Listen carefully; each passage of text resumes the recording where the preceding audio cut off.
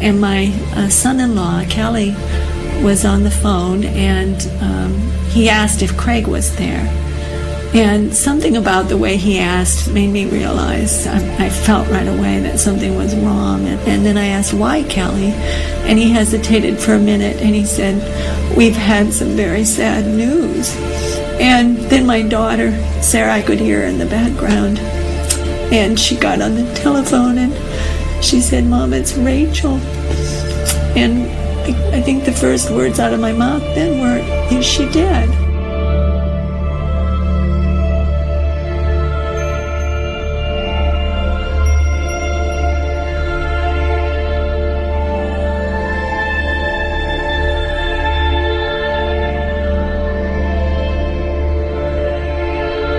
We were opposing the demolition of farmland and other property, Palestinian property, by Israeli destruction forces and bulldozers.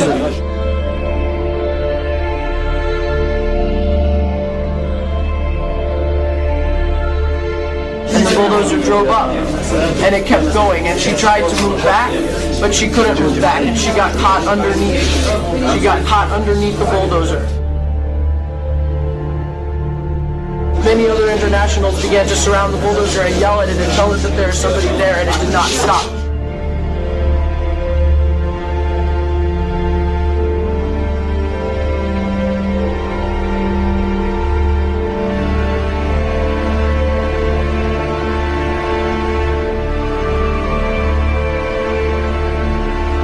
Where Rachel was killed, she was protecting a doctor's home.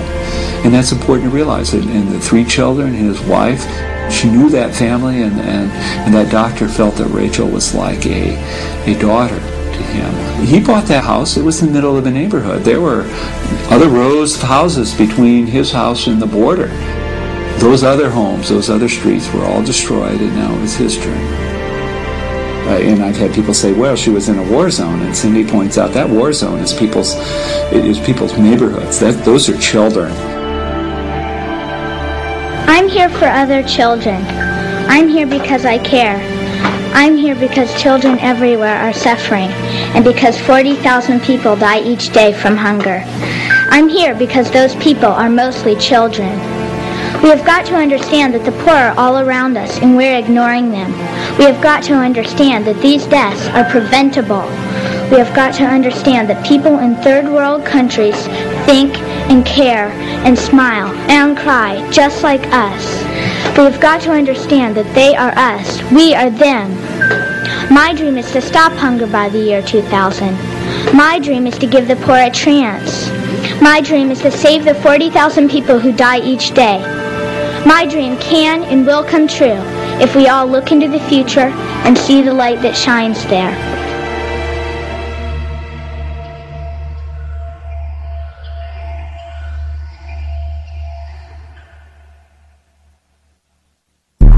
As Israel completed its withdrawal from Gaza, the following day it issued orders to confiscate additional Palestinian land from the West Bank and continue the construction of a separation wall. This wall is twice the height of the Berlin Wall and 4 times longer. It rips through villages, severing travel for work, healthcare, and education, separating farmers from their lands and families from loved ones. An Israeli study revealed that the barriers route was chosen in order to confiscate land intended for illegal settlement expansion, not for security reasons. Here you have this huge wall being constructed right in the middle of the West Bank. How can anybody believe that there's going to be the creation of a real state? It's a symbol and a reality of oppression. Anybody outside of Israel who supports a two-state solution has to be very careful, because what they mean in a two-state solution is that 90% of historical Palestine will be Israel. In the rest 10% you'll have 2 huge prison camps, one in the Gaza Strip and one in the West Bank.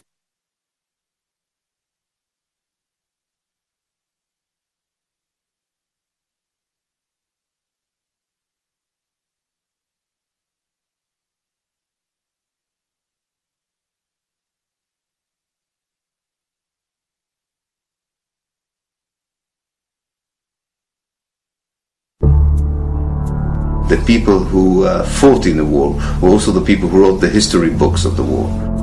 And they already had a story that they made up about what had really happened. And that story was integrated in the Israeli educational system. It was integrated in the media and the political discourse. Some of us who work as Jewish educators have been admitting over the last maybe 10 years that it is propaganda. Israelis don't understand what's going on. They don't know the occupation. We began to educate ourselves.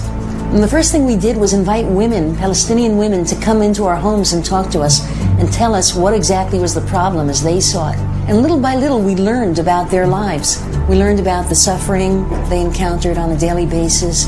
We learned about the killing going on there, about the lives that were completely circumscribed by an occupation that they had no control over. I'm one of the few Israelis not in uniform and not a settler that's been in the territories in the last 9 months.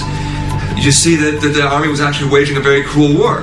On the Israeli side, there seems to be no understanding that this is how you create terrorism. If you are so repressive on a people, you give them the sense of having no options, and that's a very dangerous place. In fact, there's a very clear correlation between the kind of human rights abuses that Israel commits in the West Bank and Gaza and the Palestinian militant response to those abuses.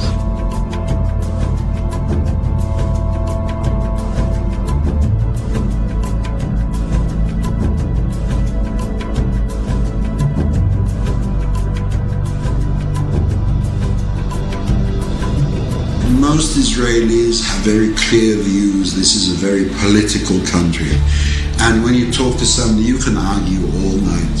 And you can go red in the face or blue in the face or whatever color, you won't get anywhere. But when somebody says, I refuse to do this is wrong for me, for us, for our country.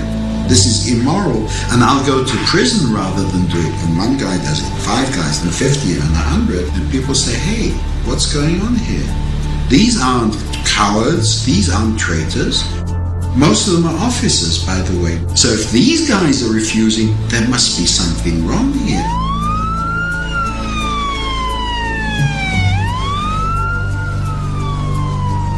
Nobody can argue with what I've seen. I mean, they may not like how I say it, or they may not like all the facts that I convey. It may sound like I'm imbalanced, but the fact is, when you're dealing with oppression, there is no balance. Even someone with a 20% open mind would reach the same conclusions that our commission reached. You could be pro-Israeli, and still, if you saw these realities, you'd have to have a completely closed mind not to come to the same conclusions that we reached. So the violence begins with the occupation. The opposition is resistance to the occupation. Resistance to violence is legitimate in any country in the world. I may disagree with some of the acts of resistance. I think some of the tactics are stupid. Attacks on Israeli civilians are stupid, immoral, and counterproductive. They should be stopped. We should not use violence whatsoever, because it really destroys our intentions. And it destroys our position, which is in the higher moral standing. We are the victims, and the world should not understand that we are the victims. Criticizing the Israeli government policy for assassinating people or for shooting children and maiming them, for thousands of children, that's not anti-Semitic, that's humane. We have to tell the truth about what's going on and say as clearly as we can, if you keep going down this path, you're going to destroy yourselves. No enemy will have to destroy you. You're rotting from within because of the methods you're using against innocent people. I don't think, even with the best video that you can make, Americans will really understand what it is like to be a Palestinian under occupation. I guarantee you, if you spend 1 week in Gaza or in the West Bank, you will understand it in a very profound way.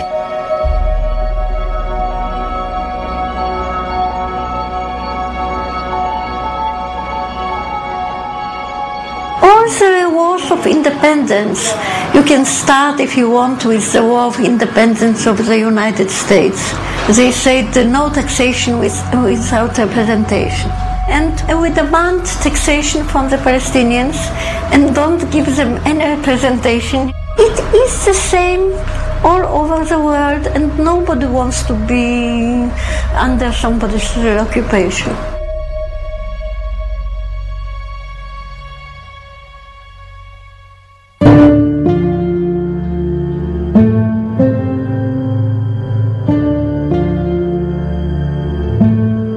As an Israeli, we go to India and to South America to meet the Native American Indians. We're looking for these indigenous people with some kind of more rooted wisdom, and they're right here. They're right here, right under our noses. Nobody ever comes here. The falahin for me, the Palestinian falahin, it's like, everything that that people go looking for. People with deep roots, really connected to the earth, with this romance with their land, and just incredibly wise and open-hearted and simple, beautiful. And Israelis never see them unless it's through Target.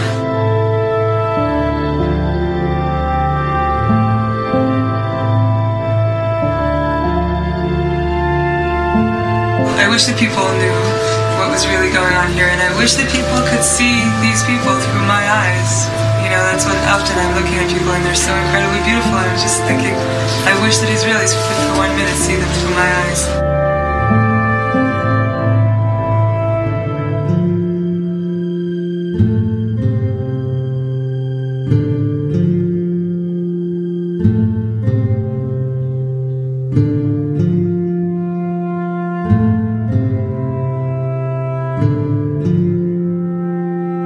No amount of reading, attendance at conferences, documentary viewing, and word of mouth could have prepared me for the reality of the situation here.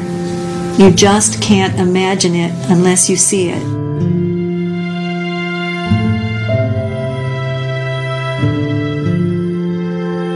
This is not at all what I asked for when I came into this world. This is not at all what the people here asked for when they came into this world. This is not the world you and Dad wanted me to come into when you decided to have me. This has to stop. I think it is a good idea for us all to drop everything and devote our lives to making this stop.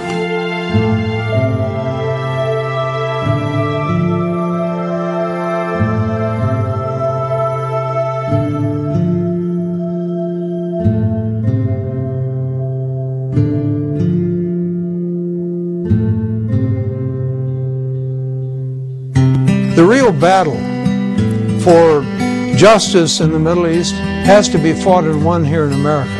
This is an American issue because this is an issue of American foreign policy. The Israelis are talking about this, and I think it's time for Americans to realize they're the only ones not talking about it. And it's actually very dangerous for their own interests and for the interest of Israeli Jews here. Well, we're not going to be tossed in jail. We're not going to be tortured. We're not facing what people in the occupied territories are facing. If we decide we don't want to do it, fine. But then try to look yourself in the mirror and say, I'm a murderer. It's really high time for Americans to step up to the plate, to do whatever we can, encourage our government to take a strong initiative to end the occupation. Those who really care about the interests of Israel should exert all the pressure possible in order to force Israel to stop the aggression, stop the repression, end the occupation. And the just solution has to be ending the occupation. Ending the occupation is step number one. Justice is the best way of bringing about security and peace. There'll be no security for Israel as long as this kind of oppression continues.